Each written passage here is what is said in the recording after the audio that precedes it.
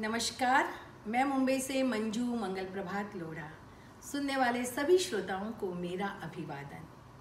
वसंत का आगमन हो चुका है। चारों तरफ रंग बिरंगे फूल खिल चुके हैं। अमराई में कोयल कूह कूह कर रही है। पलाश के फूल मुस्कुरा रहे हैं। हर श्रृंगार झर रही है। वसंत कहो या वैलेंटाइन डे को, पश्चिम में से वैलेंटाइन डे के रूप में भी मनाते हैं 14 फरवरी को। और इसकी शुरुआत, वैलेंटाइन डे की शुरुआत आज से लगभग 450 वर्ष पहले रोम में शुरू हुई थी। वहाँ पर एक संत हुआ करते थे वैलेंटाइन, और उसी समय वहाँ एक राजा था। उसने अपने सैनिकों और अधिकारियों को विवाह करने से मना कर दिया था। तब संत वैलेंटाइन ने कई लोगों के शादी करवाई। ये सुनकर राजा बहुत आग बबूला हो उठा तथा उन्होंने संत वैलेंटाइन को फांसी की सज़ा सुनाई। और जब संत को फांसी दी जा रही थी तो वहाँ के जो जेलर थे उनकी एक बिटिया थी जिसकी आंखें नहीं थी, और तो संत ने मृत्यु के पहले अपनी आंखें जो हैं भेंट स्वरूप उनकी बिटिया को दे दी तथा उसके नीचे लिखा तुम्हारा वैलेंटाइन। और तभी से ये वैलेंटाइन डे मनाने की परंपरा शुरू हो गई। वैलेंटाइन डे यानी प्यार का दिन, लेकिन ये सिर्फ पति पत्नी, प्रेमी प्रेमिका तक सीमित नहीं है। आपका वैलेंटाइन कोई भी हो सकता है। माँ बेटा, भाई भाई, बहन बहन, सखी सहेली, या आप जिसके लिए कुछ अच्छा करना चाहते हो वो आपका वैलेंटाइन हो सकता है।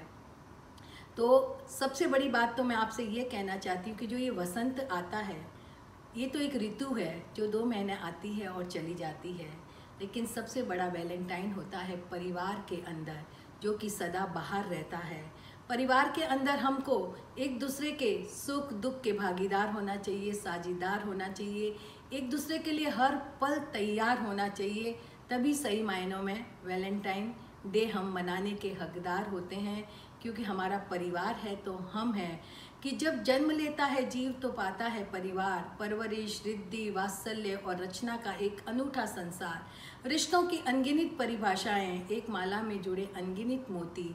चमक उनकी हीरे जैसी, बिखरें तो कांच के टुकड़े और जुड़े रहें तो लाखों मोल वारे, लाखों मोल वारे। तो खाली दरवाज़ों और दीवारों से घर नहीं बनता है, वो सिर्फ एक मकान होता है। घर तब बनता है जब घर में रहने वाले सभी एक दूसरे के साथ दिल खोल कर रहते हैं, जीव एक दूसरे को खुशियाँ देना चाहते हैं, एक दूसरे के सम्मान करते हैं, मान करते हैं कि जहाँ संस्कृति पनपती हो, जहाँ सुगंध हो एक दूसरे के लिए त्याग की, तब जाकर वो घर बनता है। और स्वर्ग से बढ़कर होता है वो घर जहाँ स्वयं नारायण भी जन्म लेने के लिए हमेशा तत्पर रहते हैं। तो आइए हम अपने परिवार को ऐसा वसंत बनाएं, सदाबहार वसंत बनाएं, जहाँ खुशियाँ हमेशा चहकती रहें, महकती रहें। कि वो ताज हो, निशात हो या हो वृंदावन, एक पल को ठहर जाए तो ठहर जाए नज़र, पर इस दुनिया में मुझको तो सबसे सुंदर, सबसे प्यारा लगता है मेरा घर, मेरा परिवार, मेरा घर, मेरा परिवार। जी हाँ, आइए ऐसा वसंत हम सब के घरों में मने।